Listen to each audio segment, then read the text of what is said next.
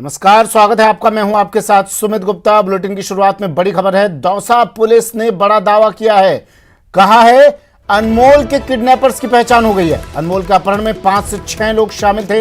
Kidnappers की तलाश अब तेज कर दी गई है। जल्द ही ये किडनैपर्स पुलिस की गिरफ्त में होंगे। एसपी ने बात कही। कहा सीकर के खंडेला से छात्र अनमोल मिला था। 25 अप्रैल को अनमोल का अपहरण हुआ था और अब एसपी ने ये बात कही है कि किडनैपर्स की पहचान हो गई है। 5 से 6 किडनैपर्स इसमें शामिल थे, इस वारदात में शामिल थे। इनकी तलाश अब तेज कर दी गई है और जल्द ही ये किडनैपर्स गिरफ्त में होंगे।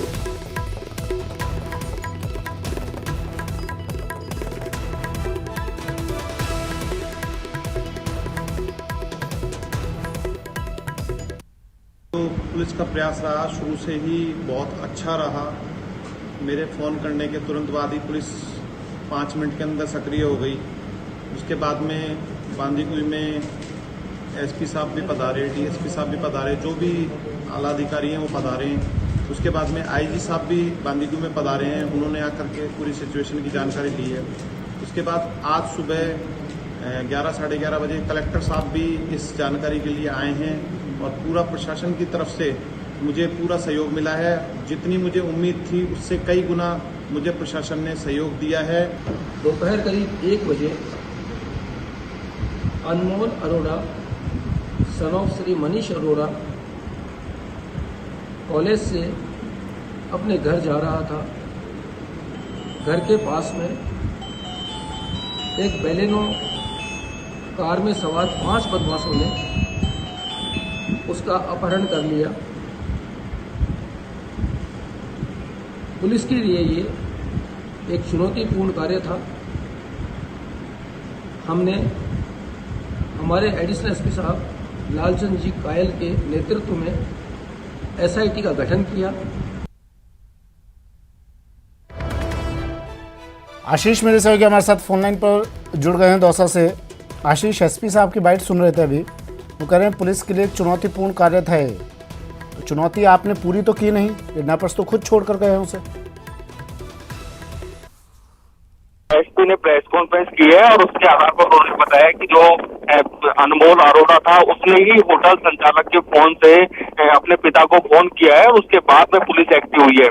ऐसे में इसमें पुलिस का अधिक रोल नहीं कहा जा सकता। हालांकि जैसे ही फोन आया उसके बाद में पुलिस एक्टिव हुई और जो मोबाइल नंबर था उसकी लोकेशन को ट्रेस किया और सीकर पुलिस को माध्यम से जो लड़का था अनमोल अरोड़ा उसको दस्तयाब करने में सफलता हासिल की है।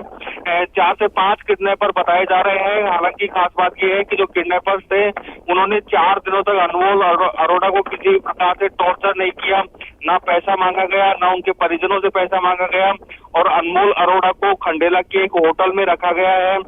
ऐसे में 4 दिनों तक होटल में खाना भी खिलाया गया है। किसी भी प्रकार का किडनैपर जैसा बिहेव नहीं किया गया। ऐसे में अब देखने वाली बात होगी कि आखिर किडनैपर्स ने इनका अपहरण क्यों किया था।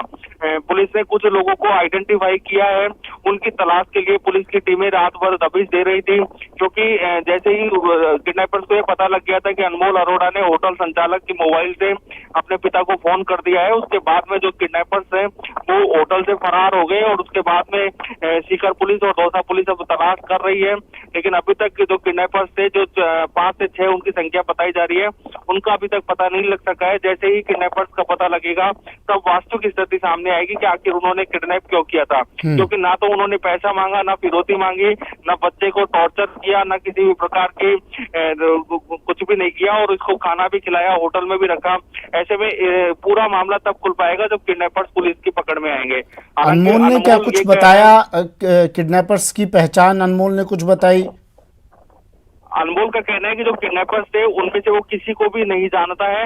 हालांकि उनके हुलिये बताए गए हैं। जो वहाँ खंडेला का जो होटल था, सीसीटीवी, उस सीसीटीवी फुटेज को पुलिस ने कलेक्ट किया है और उसके आधार पर जो 5-6 किडनैपर्स थे उनकी तलाश शुरू कर दी गई है। बताया जा रहा है कि इसमें से कुछ जयपुर के किडनैपर्स हैं। स्थानीय किडनैपर्स अगर बांदीकुई की बात करें तो बांदीकुई का कोई व्यक्ति इस सीसीटीवी में दिखाई नहीं दिया है। लेकिन फिर भी पुलिस पूरे मामले की जांच कर रही है कि आखिर ये 5 से 6 लोग कौन थे और किस उद्देश्य के साथ अनमोल का किडनैप करके लेके गए हैं। हालांकि कि अनमोल का कहना है कि वो उनको नहीं जानता है और जो सीसीटीवी फुटेज जो पुलिस के पास आए हैं, जो उनके होली आए हैं, उस आधार पर अब पुलिस जो किडनैपर्स है उनकी तलाश कर रही है। तलाश कर रही है पुलिस, तलाश ही करती रहती है आशीष। अनमोल को किडनैपर्स छोड़ गए, पुलिस प्रेस कॉन्फ्रेंस करती है, पीठ थपथपाती है अपनी। अब अभी तक अनमोल के किडनैपर्स हाथ नहीं लगे हैं। किस मुंह से ये लोग प्रेस कॉन्फ्रेंस करते हैं? किस मुंह से ये लोग अपनी पीठ थपथपाते हैं, अपनी तारीफ करते हैं? आपकी बात हुई इनसे कि भैया कब तक हाथ लगेंगे किडनैपर्स, या जब वो खुद सरेंडर करेंगे उस दिन का इंतजार किया जा रहा है? बिल्कुल, पुलिस के हाथ पूरी तरह खाली है, क्योंकि दिन दहाड़े का पता भी नहीं लगा पाई पुलिस। सीकर के क्षेत्र में तो अंदाजा भी नहीं लगा रही थी कि किडनैपर सीकर में लेकर गए होंगे। हाँ। उसको उसी दिन, जिस दिन 25 अप्रैल को किडनैप हुआ था, उसी दिन सीकर की खंडेला होटल में ले जाया गया था। वहीं पर 3 से 4 दिन तक उसको रखा गया था। ऐसे में पुलिस की लोकेशन, पुलिस की जो मुखबिरी है वो वहां तक नहीं पहुंची, जबकि पुलिस इधर भरतपुर, धौलपुर, उत्तर प्रदेश, हरियाणा इस क्षेत्र में अपना संभावित इलाका मानकर यहाँ पर दबिश दे रही थी। ऐसे में पुलिस पूरी तरह खाली हाथ है और अब भी पुलिस किडनैपर्स की तलाश करने का दावा कर रही है। जो अनमोल ने जो होलिये बताए हैं, जो होटल के सीसीटीवी में जो कुछ तथ्य सामने आए हैं, उस आधार पर पुलिस तलाश कर रही है, लेकिन पुलिस के हाथ अभी तक पूरी तरह खाली है। बात की जा रही कि भाई सरेंडर करें, क्योंकि देखो कल बल्ल्या जोशी ने भी सरेंडर किया करीब 1 महीने के बाद। ऐसे में पुलिस की कार्यप्रणाली पर सवाल उठ रहे हैं। पुलिस किसी भी प्रकार का कार्य नहीं कर पा रही है। जो बदमाश है, जो और या फिर कोई आरोपी है, वो खुद ही सरेंडर करने के लिए यहाँ पर आ रहे हैं, लेकिन पुलिस की कार्यप्रणाली पर सवाल नहीं। लेकिन ठीक है, शुक्रिया आशीष। लेकिन दौसा पुलिस का ये आप वर्चस्व कहिए, दौसा पुलिस का खौफ इतना है अपराधियों में कि वो खुद ही सरेंडर कर देते हैं, ये आप कह सकते हैं। इस बात को लेकर पुलिस अपनी पीठ जरूर थपथपा सकती है कि हम कुर्सी पर बैठे रहते हैं, लेकिन अपराधियों में खौफ हमारा इतना है, हमारा वर्चस्व इतना है कि अपराधी खुद आकर सरेंडर कर जाते हैं। शुक्रिया आशीष तमाम जानकारी के लिए। अब पुलिस कह रही है, एसपी साहब कह रहे हैं कि किडनैपर्स जल्द ही गिरफ्त में होंगे। अभी फिलहाल कुछ पुलिस के हाथ नहीं लगा है। और एक और बड़ी खबर है जयपुर से। जयपुर में आग का तांडव। मुहाना फल सब्जी टर्मिनल में भीषण आग लगी है। मंडी परिसर से सी ब्लॉक की 4 दुकानों में आग लग गई। दुकानों में रखे गैस सिलेंडरों में विस्फोट हुआ है। रसोई गैस सिलेंडरों के विस्फोट से दुकानों की छतें भी उड़ गई। दमकल वाहनों की मदद से आग पर काबू पाया गया। अचानक हुई इस आगजनी से मंडी परिसर में अफरा तफरी मच गई। लाखों रुपए का सामान जलकर खाक हो गया। बताया जा रहा है शॉर्ट सर्किट से यह आग लगी है। ये तस्वीरें आगजनी के तुरंत बाद की, शॉर्ट सर्किट से यह आग लगी। बड़ी खबर।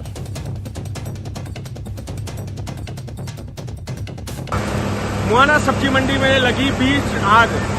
दुकानों के बेसमेंट में लगी आग। बारदाना पड़ा हुआ था दुकानों में, और जिसके चलते लगी भीषण आग। मौके पे पहुंचा पुलिस प्रशासन, दमकलें मौजूद है और काफी जानमाल की नुकसान हो चुका है, मगर अभी तक किसी भी प्रकार का किसी व्यक्ति को कोई नुकसान नहीं हुआ है। किंतु आप ये देख रहे होंगे आग, भीषण आग लगी हुई है और आग की लपटें पूरी दुकानों को जलाकर लाख कर दिया है। 4 दुकानें पूरी तरीके से क्षतिग्रस्त हो गई है और मुहाना मंडी में पूरी तरीके से प्रशासन मुस्तैद है, पुलिस प्रशासन मुस्तैद है, मंडी समिति मुस्तैद है और मंडी के व्यापारी मजदूर यही मौजूद है। और इस भीषण आग का कारण यह है कि दुकानों के अंदर बारदाना भरा हुआ था, जिसके चलते वह आग लग गई है और अभी तक किसी भी प्रकार की किसी व्यक्ति को कोई नुकसान नहीं हुआ है। मैं सरकार से ये मांग करूंगा, सरकार से मेरा ये निवेदन है कि यह दमकलें भेजे। राकेश मेरे सहयोगी हमारे साथ फोनलाइन पर जुड़ गए हैं। राकेश, अच्छी बात यह है, देखिए लोग कितने जागरूक हैं। तुरंत मुहाना मंडी में आग लगी, वीडियो बनाकर उन्होंने भेजा और सरकार से अपील भी कर डाली। अब फिलहाल क्या स्थिति वहाँ पर? बिल्कुल, देखिए सुमित, देर रात, आधी रात के बाद ये आग लगी थी और पूरे इलाके में अफरा तफरी मच गई थी। मंडी परिसर के अलावा जब ये सिलेंडर जब फटे थे तो आसपास का जो रिहायशी क्षेत्र है वहां पर आधी रात को लोग जाग गए थे और बारदाने इन दुकानों में भरे हुए थे। आसपास की दुकानों में भी बड़ी जो मात्रा में बारदाने और दूसरा सामान रखा था, जो अगर आग पकड़ लेता तो एक बड़ा हादसा हो सकता था। लेकिन आधी रात के बाद जिस तरह की घटना ये घटी और वहां पर स्थानीय लोग और प्रशासन और अग्निशमन की जो अधिकारी और दमकल में पहुंची तो उसके बाद इस पर काबू पाया गया। करीब 3 घंटे का टाइम इसके काबू पाने पर लगा, लेकिन ये आग ज्यादा आगे नहीं बढ़ पाई। कई दुकानों की छतें जो है वो उड़ गई, कई दुकानें इसमें ध्वस्त हो गई हैं। 4 से 5 दुकानों में ज्यादा नुकसान है। हालांकि अभी तक नुकसान का आकलन नहीं हो पाया, लेकिन देर रात लगी इस आग पर काबू पा लिया गया है और अभी फिलहाल स्थिति नियंत्रण में है। कुछ अंदाजा लगाया जा रहा है नुकसान का, राकेश?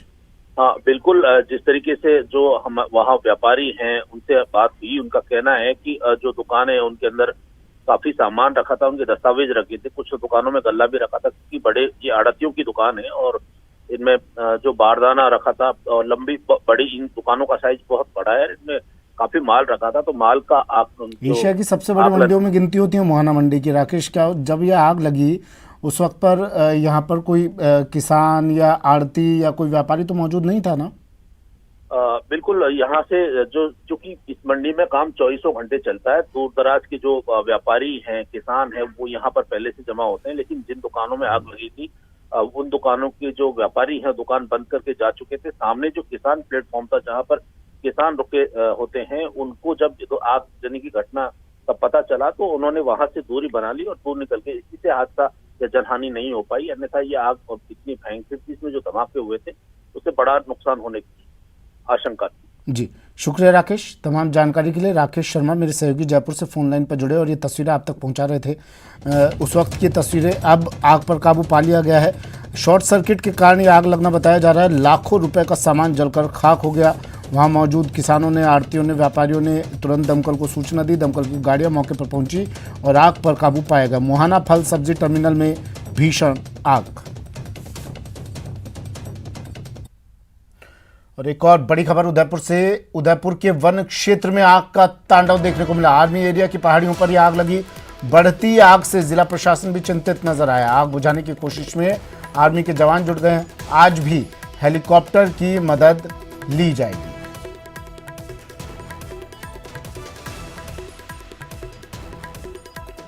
उदयपुर से बड़ी खबर। उदयपुर के वन क्षेत्र में आग का तांडव। आर्मी के जवान इस आग पर काबू पाने की कोशिश में जुटे हुए हैं। हेलीकॉप्टर्स की मदद ली गई है इस आग पर काबू पाने के लिए और आज भी हेलीकॉप्टर की मदद से इस आग पर काबू पाने की कोशिश की जाएगी। आर्मी एरिया की पहाड़ियों पर यह आग लगी है। बढ़ती आग से जिला प्रशासन भी चिंतित नजर आ रहा है। उदयपुर के वन क्षेत्र में आग का तांडव। आज बीजेपी का हल्ला बोल। बिजली कटौती पर आज बीजेपी हल्ला बोलने जा रही है। बीजेपी आज सभी जिलों में प्रदर्शन करेगी। जेएसएस पर धरना प्रदर्शन बीजेपी के कार्यकर्ता करेंगे। बीजेपी प्रदेशाध्यक्ष सतीश पूनिया का बयान। प्रदेश सरकार के कुप्रबंधन से अघोषित बिजली, छात्र, आमजन और व्यापारी उद्यमी परेशान हैं। इससे सुबह 9 बजे से 11 बजे तक ये लोग धरना प्रदर्शन करेंगे।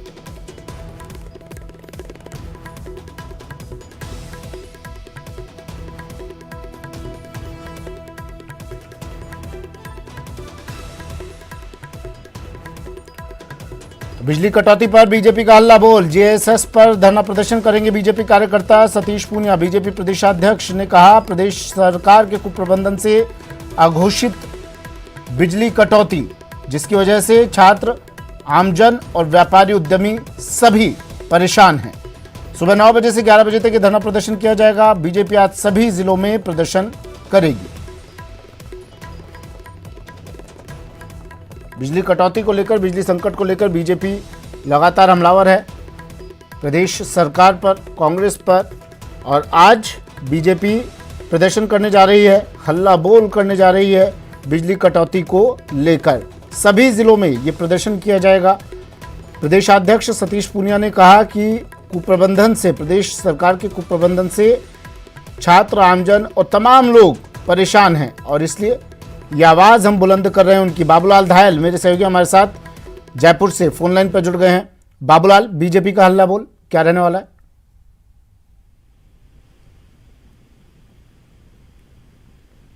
बाबूलाल, आवाज सुन पा रहे हैं आप मेरी?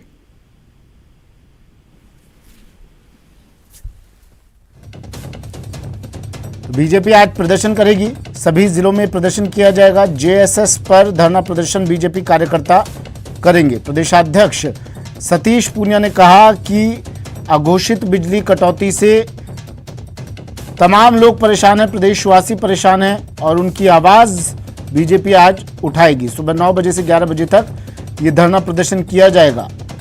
सभी जिलों में ये प्रदर्शन होगा। आज बिजली कटौती पर बीजेपी का हल्ला बोल।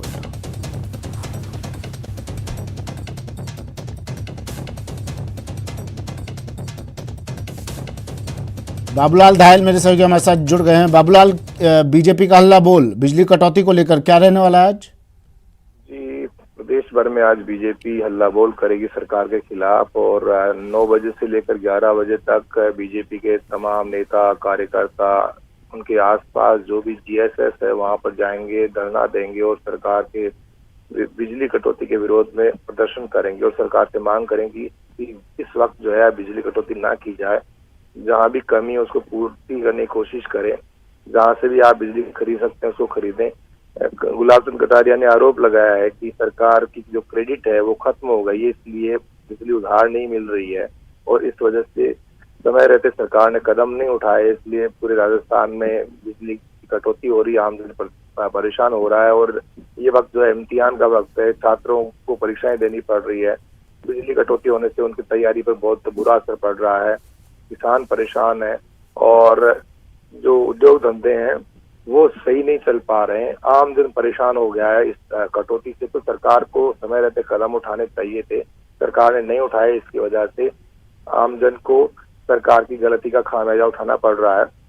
तो 2 घंटे तक तमाम नेता कार्यकर्ता जाएंगे, प्रदर्शन करेंगे और सरकार विरोधी माहौल बनाने की कोशिश करेंगे और आम जनता का भरोसा जीतने की कोशिश करेंगे कि हम लोग जो है जिम्मेदारी पक्ष होने के नाते सरकार को आगाह कर रहे हैं और पहले भी हम लोग जो है इस तरह के इश्यूज को उठाते रहे हैं। हालांकि जो प्रदेश अध्यक्ष सतीश पूनिया वो प्रदर्शन में शामिल नहीं हो पाएंगे, वो उनको झालावाड़ जाना है। तो जितने भी जो नेता कार्यकर्ता हैं, इनके विधायक हैं, जिलाध्यक्ष हैं, दूसरे पदाधिकारी हैं, वो इस आज आंदोलन में शामिल होकर के और सरकार के खिलाफ आज हुंकार भरें। जी, शुक्रिया बाबूलाल तमाम जानकारी के लिए।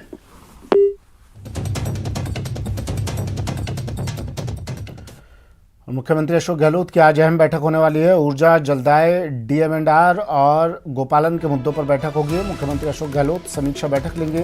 संभागीय आयुक्तों और जिला कलेक्टर्स के साथ ये बैठक होगी। वीसी के जरिए ये बैठक होगी। दोपहर 12 बजे गहलोत ये बैठक लेंगे। दिनेश शर्मा मेरे सहयोगी जयपुर से फोन लाइन पर जुड़ गए हैं। दिनेश, अहम बैठक सीएम की।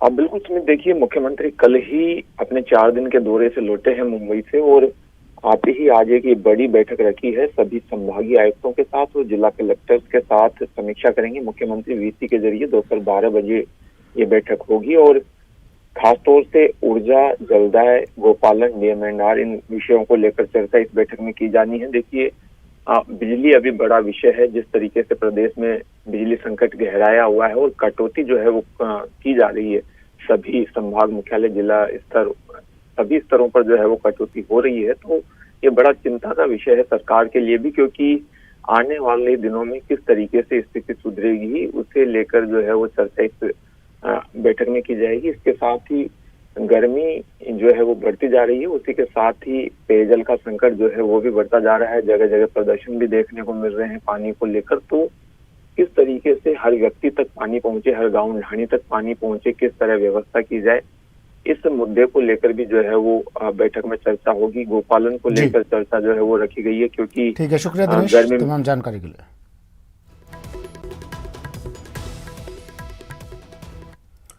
और अब बात कोविड स्वास्थ्य सहायकों के आंदोलन की। शहीद स्मारक पर धरने का आज 29वां दिन है।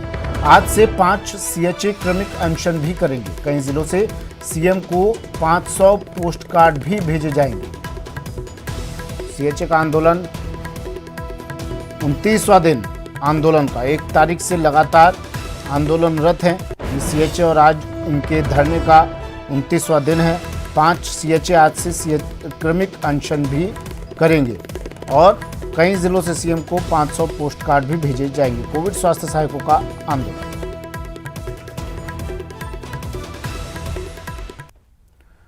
वक्त एक ब्रेक का है, जल्द हाजिर होंगे।